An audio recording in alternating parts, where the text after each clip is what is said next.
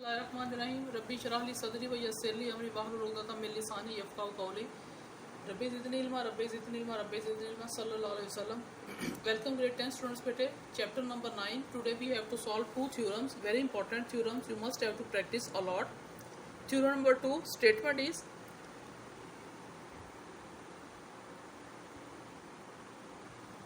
the statement is a straight line drawn from the center of the circle to bisect a chord which is not diameter is perpendicular to the chord. अब simple क्या है, a straight line drawn from the center, ये centre है, यहाँ से एक straight line draw हो रही है, ठीक है, टू बाइसेक्ट अ chord. ये जो बेटे ए बी है ना, हमेशा याद रखना, अगर ये सेंटर में से लाइन पास करती it will became a diameter. Diameter से जो शॉर्ट किसी भी टू एंड पॉइंट सर्कल को कट करती है उसको कॉर्ड कहते हैं. क्लियर? तो ये ए बी कॉर्ड था, इसको स्ट्रेट लाइन ने कट किया, ठीक है, इस परपेंडिकुलर टू द, हमने ये शो करना है कि ये परपेंडिकुलर है, मतलब है ये 90 का एंगल बना रही है, ये हमने शो करना है. गिवन क्या है, m is the mid point of any chord A B. अब देखें आप, m आपको पता है कि मिड पॉइंट है कॉर्ड ए बी का of circle with centre at O. Prove करना है ओ एम. अब ये जो लाइन ना ओ एम, ये हमने प्रूव करना है perpendicular to the chord A B, ये ए बी पर परपेंडिकुलर है. कंस्ट्रक्शन में हमने क्या कहा, join A and B with O, right angle 1 and 2, ठीक है, ए और बी को ओ से मिला दिया और 1-2 एंगल नाम दे दिया. अब यहां से आपने ये देखना है statement in triangle O A M corresponding to triangle O B M. याद रखें, जब भी आपने दो ट्राइंगल को बराबर शो करना होता है ना, कांग्रुएंट, तो हमेशा सबसे पहले उनकी कॉरेस्पॉन्डेंस लेते हैं. सबसे पहले हमने कॉरेस्पॉन्डेंस ली है ओ ए एम और ओ बी एम, इसकी कॉरेस्पॉन्डेंस ली हमने, ठीक है. इसमें देखिए लिखा हुआ है O A is equal to O B. O A और ओ बी ये रेडियस है ना, सेंटर ऑफ सर्कल से कोई भी लाइन सर्कल पे ड्रॉ कर दे वो उसको क्या होती है, रेडियस. तो हमने लिख दिया reason radius of same circle. फिर हमने कहा A M is equal to B M.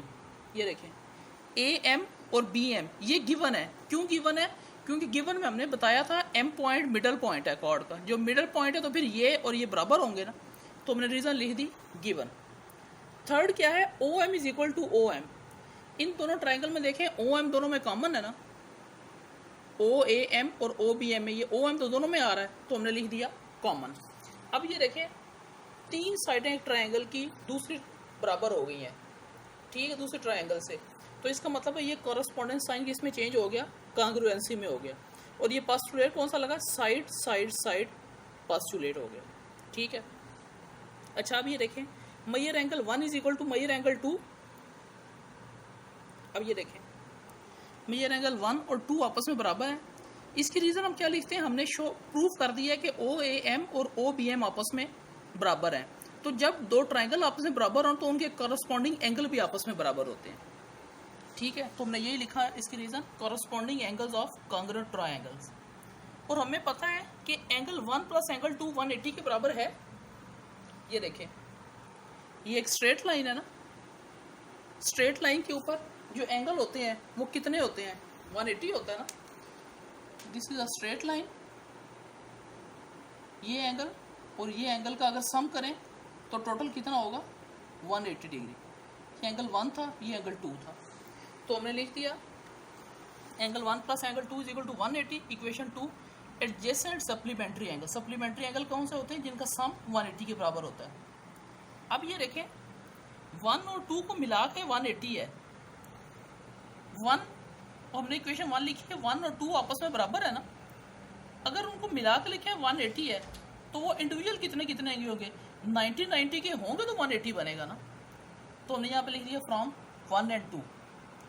और अल्टीमेटली इसका दोनों का कहने का मकसद क्या है कि ओ एम परपेंडिकुलर है ए बी पर, ठीक है, यही हमने प्रूफ करना था, ठीक है. Now theorem number 3. अगर आपको ये समझ आ गया ना बेटे तो इसमें बिल्कुल डिफिकल्टी नहीं है. Perpendicular from centre of a circle a chord bisected, ठीक है, perpendicular from the centre of the circle chord bisected.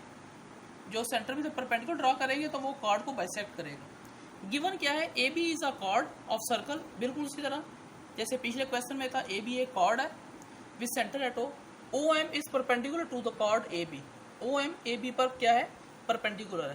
Proof हमने क्या करना है, M is the mid point of chord A B, हमने ये शो करना है एम ए बी का मिड पॉइंट है, I A M is equal to B M, यानी कि हमने ये शो करना है कि ए एम और बी एम आपस में क्या है। पिछले थ्योरम में ये गिवन था, यहाँ पर हमने प्रूफ करना है कि अगर एक परपेंडिकुलर बाइसेक्टर कॉर्ड पे परपेंडिकुलर ड्रा करें तो ए एम और बी एम आपस में क्या होंगे, बराबर होंगे। कंस्ट्रक्शन में क्या कहा, join A and B with O, ये हमने कह दिया। अब ये देखें ओ, अब यहाँ पर देखें कि ये in right triangles O A M, ये देखें ओ ए एम, ये एक राइट ट्रायंगल बन रही है ना, ये 90 का एंगल बन रहा है, और यहाँ बन रहा है ओ बी एम, ये भी राइट ट्रायंगल है, ठीक है।